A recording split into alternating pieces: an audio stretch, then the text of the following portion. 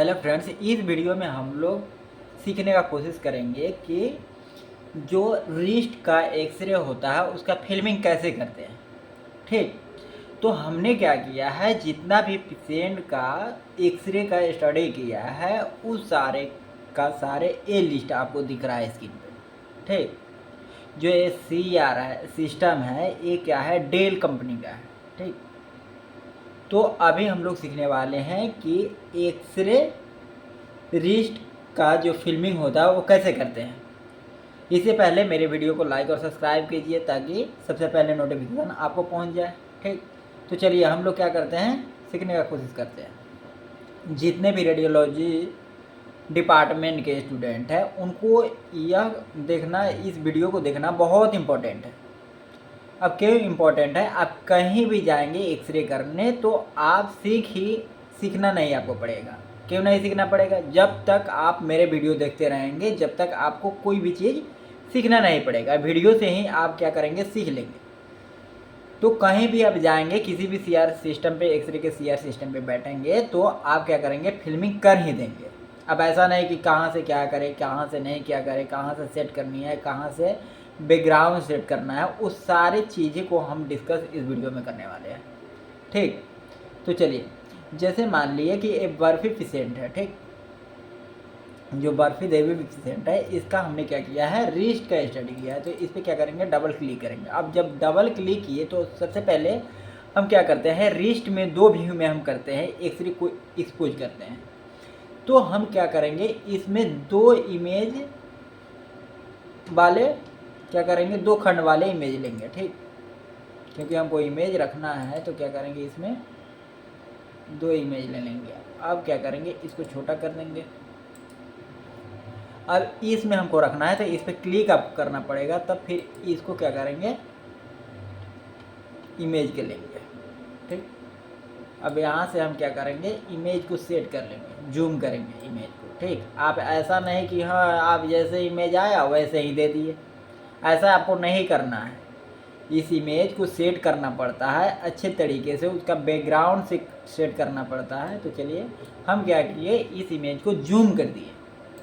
अब जूम उतना ही करना है कि आपका इमेज क्वालिटी ख़राब नहीं हो जाए। अब इतना भी जूम नहीं कर दो कि आपका इमेज क्वालिटी क्या हो, ख़राब हो जाए, या फिर आप इतना भी जूम कम नहीं रखो कि डायग्नोज करने में दिक्कत हो डॉक्टरों को। ठीक, तो आप क्या करेंगे, उतना ही जूम करेंगे जितना से मेरा एनाटॉमिकल पार्ट जो होगा बोन का वो अच्छे तरीक़े से दिख जाए।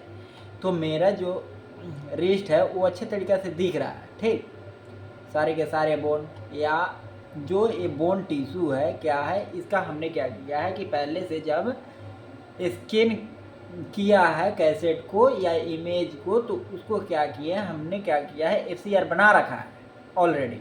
ठीक, अब क्या हुआ है कि एफसीआर बनाने के समय हमने उस समय क्या किया है, इमेज देखते हुए ये केयर किया है कि जो सॉफ्ट टिश्यू है इस बोन का, वह सॉफ्ट टिश्यू दिखना चाहिए। अब इतना भी उसको हाईलाइट नहीं कर दो, हाइपर नहीं कर दो कि उसका सॉफ्ट टिश्यू आपको दिखे ही नहीं। ठीक, तो हमने क्या किया है, जो ये सॉफ्ट टिश्यू बोन का होता है ये दिख रहा है आपको पूरे क्लियर। ठीक, सारे के सारे बोन मेरे क्या दिख रहे हैं, क्लियर दिख रहे हैं। अब क्या करेंगे, इसको अब ऐसा नहीं कि आप यहाँ रख दो, यहाँ रख दो, यहाँ रख दो, राइट साइड लेफ्ट साइड हर साइड से आपको देखकर इमेज को रखना पड़ेगा कि मेरा इमेज कहीं से कट तो नहीं रहा है, मेरा इमेज कहीं एक तरफ तो नहीं है। ये क्या होता है कि कोई भी चीज़ को सुंदर बनाने के लिए हम क्या करते हैं, इस इमेज को सेट करते हैं। अब सुंदर दिखेगा तब तो आजकल दिखावा चलता है ना, तो आपको दिखावा करने के लिए क्या करना पड़ेगा, उसमें थोड़ा टाइम देना पड़ेगा, टाइम को स्पेंड करना पड़ेगा। ठीक, तभी कोई पेशेंट दिखेगा या आपका जो इमेज आपने एक्सरे किया है उस इमेज को दिखेगा, तो क्या होगा, पेशेंट हैप्पी हो जाएगा, यानी खुश हो जाएगा, या डॉक्टर भी देखेंगे तो क्या होंगे, जो डायग्नोज करना है उसको करने में उनको दिक्कत नहीं होगा, कोई प्रॉब्लम नहीं होगा, अच्छे तरीक़े से डायग्नोज कर पाएँ। अब क्या होगा कि इसका जो बैकग्राउंड जो रेजुलेशन होता है रेजुलेशन अब किसको कहते हैं जी? तो जो ये इमेज है, इस इमेज के पीछे वाले जो बैकग्राउंड दिख रहा है, जो दिख रहा है आपको, ये जो हाइपर आपको दिख रहा है रेजुलेशन, इसको रेजुलेशन बोलते हैं। ठीक, इसके बैकग्राउंड के, इमेज के बैकग्राउंड को जो ऑलरेडी पहले से सेट है इस इमेज पे, ठीक, तो इसको रेजुलेशन कहते हैं, या बैकग्राउंड भी आप बोल सकते हैं। तो इस रेजुलेशन को उतना ही डार्क रखना है, उतना ही कम करके रखना है जितना मेरा क्या हो, बोन जो एनाटॉमिकल पार्ट हो मेरा क्लियर दिखे। ठीक, अब इतना भी आप काला नहीं कर दो, इतना भी डार्क नहीं कर दो, इतना भी आप रेजुलेशन को कम नहीं कर दो कि मेरा बोन जो है, जो एनाटॉमिकल पार्ट है, वो दिखे ही नहीं सही से। तो अगर सही से अगर नहीं दिखेगा तो क्या डॉक्टर सही तरीके से डायग्नोस कर पाएंगे? क्या नहीं कर पाएंगे। इसलिए हमको क्या करना है, इस इमेज का बैकग्राउंड उतना ही रखना है, रेजुलेशन उतना ही रखना है जितना, जिससे हमें एनाटॉमिकल पार्ट अच्छे तरीके से दिखे। अब जैसे मेरा ये क्या है, अगर जो फिंगर है, फिंगर अगर कटता भी है तो कोई फर्क नहीं पड़ने वाला। ठीक, क्योंकि हमको रिस्ट का जो एनाटॉमिकल पार्ट होता है उसको हमको दिखाना है। अब क्या करेंगे, जो लेटरल व्यू है, तो ये तो मेरा हो गया एपी व्यू। अब दूसरे जो इमेज है वो इमेज क्या है, लेटरल व्यू है। रिस्ट का हम ऑब्लिक व्यू नहीं करते। अब कोई टेक्नीशियन करता भी होगा तो उसके ऊपर है, या डॉक्टर ने उसको बोल रखा होगा कि हमको क्या चाहिए, हमको ऑब्लिक भी चाहिए। अब ऑब्लिक व्यू क्यों मांगते हैं? क्योंकि अगर पेशेंट को दिक्कत है अगर फिंगर में, इसलिए वह क्या करते हैं, एनाटॉमिकल पार्ट जो रिस्ट का होता है वो तो एपी में देख ही लेते हैं। अब फिंगर जो है, फिंगर को भी डायग्नोस करने के लिए वह क्या करते हैं, लेटरल या ऑब्लिक व्यू कराते हैं।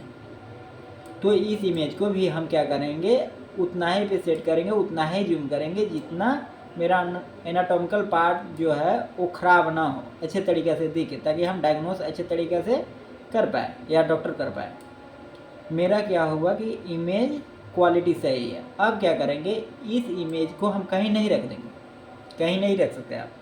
ठीक, अब क्यों नहीं रख सकते, आप अगर यहाँ रखेंगे तो कोई भी देखेगा या डॉक्टर देखेंगे तो कहेंगे कि इस इमेज को यहाँ क्यों रखा, यहाँ क्यों नहीं रखा, यहाँ क्यों नहीं रखा। तो इस इमेज को बेहतर बनाने के लिए, बेस्ट बनाने के लिए, अच्छा दिखने के लिए हम क्या करेंगे, मिड में रखेंगे। हमने क्या किया, इस इमेज को मिड में रख दिया। अब क्या करेंगे, जो इसका रेजुलेशन है बैकग्राउंड, उसको हम क्या करेंगे, डार्क कर देंगे। ठीक, तो हमने क्या किया, इस इमेज का जो रेजुलेशन है, बैकग्राउंड है, उसको हमने क्या किया, डार्क कर दिया। अब इतना भी आपको फिर से डार्क नहीं कर देना है कि एक इमेज का क्वालिटी कुछ अलग है, एक इमेज का क्वालिटी कुछ अलग है। अब जो ये दोनों इमेज दिख रहा है ये एक ही फिल्म पे निकलने वाला है, एक ही फिल्म पे निकाला जाता है। अब कोई टेक्नीशियन अगर दो फिल्म पे निकलता है तो वो बेवकूफ़ी है, या फिर डॉक्टर ने उसे बोल रखा होगा, या फिर वो टेक्नीशियन निकालते होंगे जो सिर्फ एक ही व्यू का करते होंगे, एपी व्यू का सिर्फ करेंगे, या लेटरल व्यू का करेंगे, या ऑब्लिक व्यू का करेंगे। ठीक, तो मैंने क्या किया, इस इमेज को सेट कर दिया। मेरा फिंगर करता है कटने, तो उससे कोई फर्क नहीं पड़ने वाला, क्योंकि हमको डायग्नोस करना है सिर्फ रिस्ट एनाटॉमिकल पार्ट को। ठीक, अब मेरा क्या हुआ कि मेरा इमेज बनकर रेडी हो गया। अब क्या करेंगे, जो इसमें मार्कर लगाएंगे। अब मार्कर क्यों लगाएंगे, मार्कर लगाएंगे तभी तो पता हमको चलेगा राइट हैंड है या लेफ्ट हैंड है, एपी व्यू है या लेटरल व्यू है या ऑब्लिक व्यू है। मार्कर लगाने से ही पता चलेगा ना।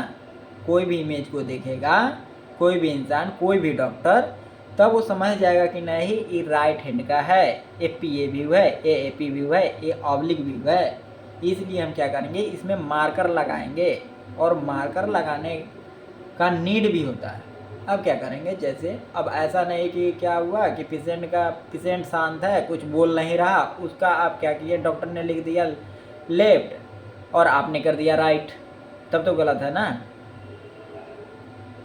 अब क्या करेंगे, इसमें मार्कर लगाने के लिए जो एनोटेशन दिख रहा है ऑप्शन, इस एनोटेशन ऑप्शन पे हम क्लिक करेंगे। अब क्लिक करने के बाद जो स्टेम्प दिख रहा है, स्टेम्प पे हम क्लिक करेंगे। स्टेम्प में मैंने क्या किया है, सारे व्यू को इसमें सिलेक्ट कर रखा है। ठीक, तो जैसे हमको क्या करना है, रिस्ट एपी व्यू। अब राइट है तो राइट हम लेंगे, राइट रिस्ट एपी व्यू। तो जो ये राइट रिस्ट दिख रहा है एपी, तो इसको क्या करेंगे, यहाँ से क्लिक करके उठाकर यहाँ रख देंगे। अब आपको क्या करना है, जो ये मार्कर आपको दिख रहा है लेफ्ट रिस्ट एपी, ये आपको यहीं नहीं छोड़ देना है, या यहीं आपको सेट करना नहीं है, या आप नीचे सेट नहीं कर सकते। ठीक, या नीचे सेट नहीं कर सकते, आप करने के लिए तो कहीं भी कर सकते हो, ऐसा बात नहीं। लेकिन अच्छे दिखने के लिए जब आप इमेज अच्छे बना रहे हो तो इसको भी अच्छे बनाओ ना। तो इसको भी क्या करेंगे, अपर साइड में हम क्या करेंगे, रख देंगे इसको। ठीक, अपर पार्ट में। अब क्या करेंगे, जो ये इमेज दिख रहा, जो मार्कर दिख रहा है, इस मार्कर को हम थोड़ा क्या करेंगे, छोटा कर देंगे। तो यहाँ क्या है, जो एनोटेशन वाले जितने भी ऑप्शन है, इसमें यहाँ छोटा करने को दिया हुआ है, तो इस पर क्या करेंगे, छोटा कर देंगे, यानी डिक्रीज कर देंगे थोड़ा मार्कर। अब हमने क्या किया, डिक्रीज कर दिया। अब जो ए भी दिख रहा है, ये लेटरल है, तो हम लेटरल भी सिलेक्ट करेंगे। अब इस पर हम नहीं लिखेंगे कि राइट रिस्ट लेटरल, लिख सकते हो, लेकिन सीधा लेटरल हम लिख कर डाल देंगे यहाँ, यानी मार्कर को सेट कर देंगे। अब ऐसा तो नहीं कि लेफ्ट का लेटरल कर दिया और राइट का एपी व्यू कर दिया, ऐसा नहीं होगा। तो यहाँ हमने क्या किया, इस मार्कर को सेट कर दिया। आप यहाँ भी, अब यहाँ नहीं रख सकते, यहाँ नहीं रख सकते इस मार्कर को, या यहाँ नहीं रख सकते, ठीक ना। यहाँ रख सकते हो, यहाँ रख सकते हो, यहाँ रख सकते हो। ठीक, तो अब क्या करेंगे, मेरा जो इमेज है यह क्या है, ये रेडी हो गया है हर तरीके से। अब क्या करेंगे, इस इमेज को निकालने के लिए अब क्या करेंगे, यहाँ से अब क्या करेंगे, प्रीव्यू करके देख लेंगे। अब प्रीव्यू करके मैंने देख लिया कि मेरा जो इमेज है, जो मेरा मार्कर है, वो सही तरीके से सही स्पेस पे अच्छा है और अच्छा दिखने में भी लग रहा है। ठीक, अब क्या करेंगे कि जो ये नाम दिख रहा है, बर्फी देवी 60 ईयर्स 7F ऐसे करके लिखा हुआ है, तो एक गलत है, ठीक ना। अब इसमें हमको सेट क्या करना है, ना तो इस पे राइट रिस्ट लिखा हुआ है, ना जो कुछ भी लिखा हुआ है। तो इसको क्या करेंगे, इस लाइन को हम सेट करेंगे। ठीक, पेशेंट नेम, डेट, मेल है फीमेल है, ये सब सारी चीज़ें क्या करते हैं, हम सेट करते हैं। जो ये prime health care and diagnostic centre Mohammadabad Gohna Mau है, ये क्या है, ये लाइनें मेरा डिफ़ॉल्ट इस सिस्टम में सेट किया गया है, ताकि हर इमेज पे ये लिखा है।